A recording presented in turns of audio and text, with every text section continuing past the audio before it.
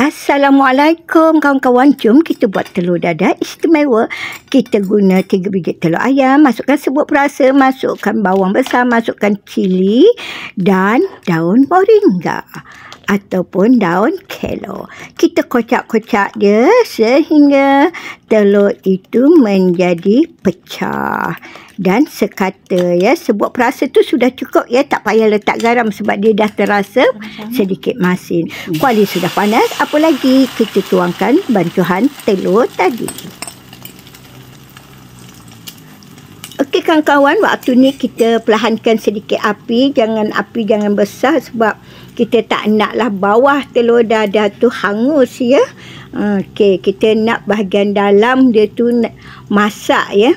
Tak naklah bawah dia tu hangit. Okey, agak-agak bahagian tepi-tepi dia tu dah kering telur dadah tu. Okey, bolehlah kita terbalikkan. Okey kawan-kawan, telur ni saya letak 3 biji jadi dia agak berat.